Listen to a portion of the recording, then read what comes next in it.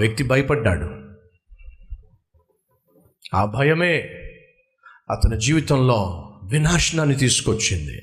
ఆ భయమే అతని జీవితంలో సమస్యలు తీసుకొచ్చింది. ఆ భయమే అతన్ని దేవునికి దూరం చేసింది. ఆ భయమే అతన్ని చంపేసింది. ఎక్కడ? ఒక పర్వతం పైన. ఏమిటి ఆ పర్వతం? ఆ పర్వతం పేరేమిటి? ఆ భయపడిన వ్యక్తి ఎవరు? ప్రాణం పోగొట్టుకున్న మనిషి ఎవరు? మనిషి కాదండి, అతను ఒక మహారాజు. మరి మహారాజు అయి ఉండి కూడా ఎందుకు ప్రాణం పోగొట్టుకున్నాడు? పిరికితనము. బయటికి రాజే కానీ లోపల పిరికితనము. అదేమిటండి? బయటికి రాజుగా కనిపించే వ్యక్తి లోపల పిరికితనముతో ఎందుకు సతమతమవుతున్నాడు? ఎందుకు సతమతమవుతున్నాడంటే బయటికి రాజే కానీ లోపల రారాజు లేడు. ఒక వ్యక్తి జీవితంలో రారాజు అయిన ప్రభు అయిన యేసుక్రీస్తు ఉండకపోతే ఆ వ్యక్తి ఎంత గొప్ప పోస్ట్లో ఉన్నా, ఎంత గొప్ప పొజిషన్లో ఉన్నా, ఎంత గొప్ప పదవి ఉన్నా, ఎంత గొప్ప పరపతి ఉన్నా, ఆ వ్యక్తి బయటికి మాత్రమే ధైర్యంగా కనిపిస్తాడు కానీ లోపల మాత్రం భయముతో, భీతితో రగిలిపోతూ ఉంటాడు. రండి, 1 సమూయేలు 28:3 నుంచి చదువుతున్నాను. సమూయేలు మృతి పొందగా ఇశ్రాయేలీయులు అతనిని గూర్చి విలాపము చేసి రామా అను అతని పట్టణములో అతన్ని పాతిపెట్టి ఉండిరి.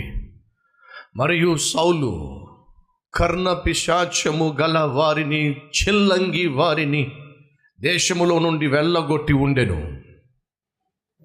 ఫిలిష్తీయులు దండెత్తి వచ్చి షునేములో దిగగా సౌలు ఇశ్రాయేలులందరినీ సమకూర్చెను. వారు గిల్బోవాలో దిగిరి.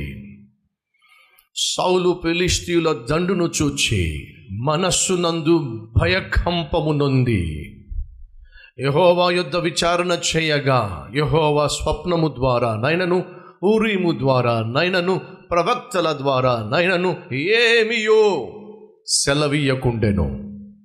ఫిలిష్తీయులు దండెత్తి వచ్చేశారు. సౌలుకు వ్యతిరేకంగా, ఇశ్రాయేలీలకు వ్యతిరేకంగా ఫిలిష్తీయులు దండయాత్ర చేస్తున్నారు. ఆ ఫిలిష్తీయులను చూసినటువంటి సౌలు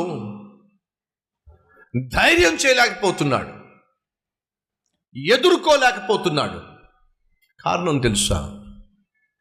దేవుడు సౌలును వదిలేశాడు. ఎందుకు దేవుడు సౌలును వదిలేశాడో తెలుసా? సౌలు దేవుని మాట వినడం మానేశాడు.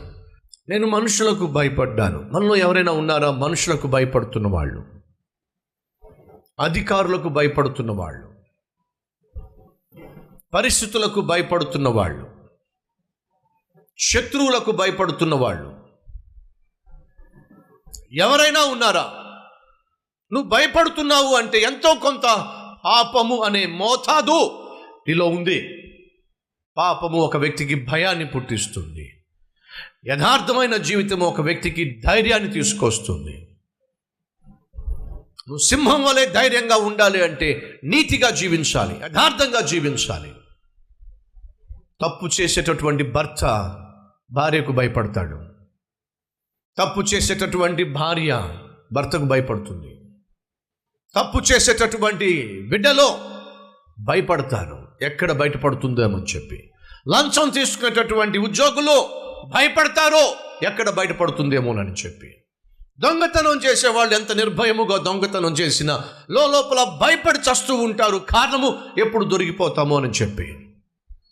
తప్పు చేసే వ్యక్తి సహజంగా భయానికి గురవుతాడు. సౌలు అంటున్నాడు, నేను మనుషులకు భయపడిపోయాను కాబట్టి దేవుని మాటకు, నీ మాటకు లోబడలేకపోయాను. ఎస్, గిల్బోవా పర్వతంపై సౌలు తను తాను చంపుకున్నాడు. కారణం తెలుసా? దేవుడు తనను వదిలేశాడు కాబట్టి. కారణం తెలుసా? సౌలు ఇష్టానుసారంగా జీవించాడు కాబట్టి.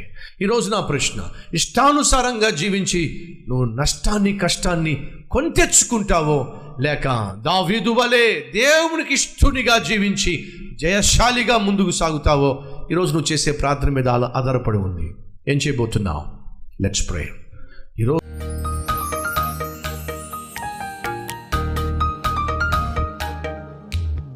నాయన ఏ ఒక్కరు సౌలును వెంబడించడానికి, సంసోనును వెంబడించడానికి వీల్లేదు. మీరు మాకు పిరికితనపు ఆత్మను ఇవ్వలేదు, శక్తియు ప్రేమయు ఇంద్రియ నిగ్రహము కలిగిన ఆత్మనిచ్చావు అయ్యా.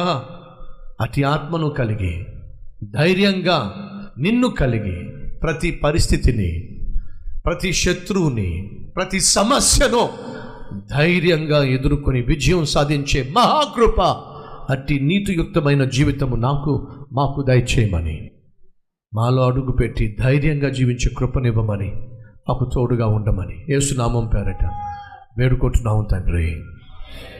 ఆమేన్.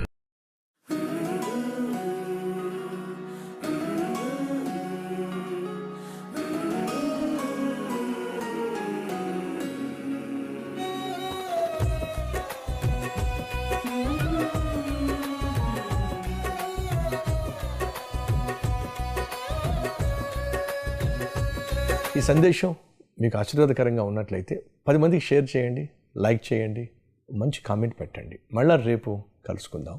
సెలవు.